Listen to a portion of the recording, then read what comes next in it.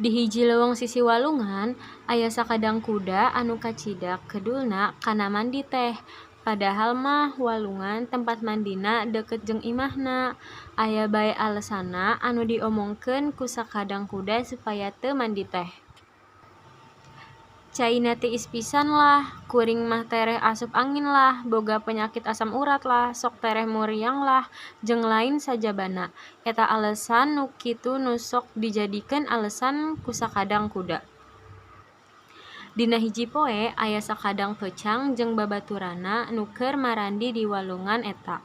Atuh henteu poho salaku jadi babaturan mah manehna oge ngajakan ka sakadang kuda supaya gabung.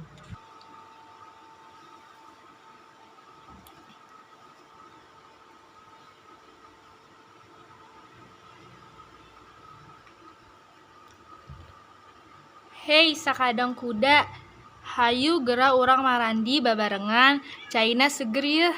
Mandi buru supaya awak urang oge tetap seger. Cek gajah.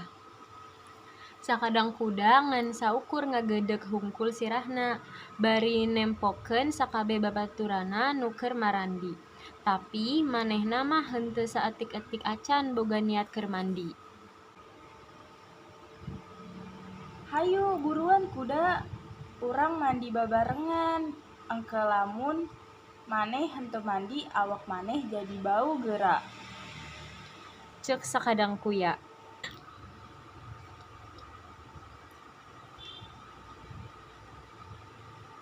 Bener eta teh kuda, lamun maneh henteu mandi awak maneh jadi bau jeung eueuh babaturan anu daek deket-deket jeung maneh engkena. Cek sakadang kuda Nil. Bener pisan eta, salian ti eta engkena kulit maneh jadi ararateu. Tembal sakadang peucang. Hahaha, moal atuh. Sanajan kuring teu mandi ge kuring mah sok ngajaga bulu kuring supaya bersih. Tingali naha kumareneh bulu kuring mah henteu kotor.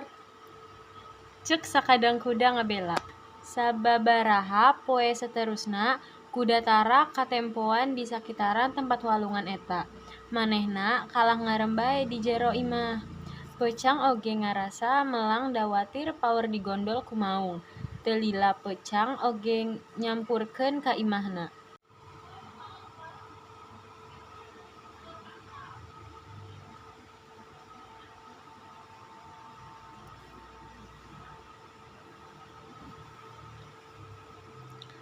Hei sakadang kuda, babaturan kuring, geus lila kuring tara nempo maneh. Kumaha maneh teh damang?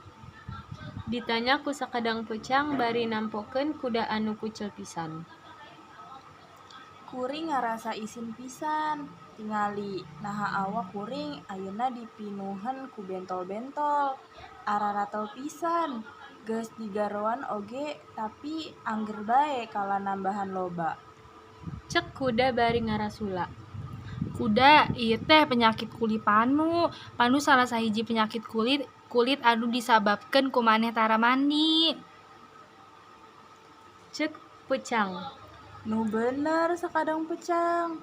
Tapi kan bulu kuring katempona bersih bae. Tembal kuda ngabela diri. Bersih ti mana? Eta mah ngan ukur cek maneh da angger bae cek batur mah sabalikna. Cek peucang teh bari unggeuk jeung yakin penyakit panu eta teh disebabkeun ku manehna tara mandi. Babara poe sanggeusna sakadang kuda oge sadar margi kasalahanna nu geus ngarugikeun dirina sorangan nyaeta kusabab tara mandi. Kuda oge ngarubah kebiasaanna ku cara ngabiskeun mandi isuk jeung sore unggal poe. Geus kitu, kuda oge ngarasakeun awakna jadi leuwih seger jeung leuwih sehat. Manehna nyadar lamun mandi unggal poe teh ngajadikeun awakna sehat lain sabalikna malik gering. Ahirna, kuda oge ayeuna mah sok ngajaga kebersihan awakna, utamana mandi 2 kali sapoe nyaeta isuk jeung sore. Rengse.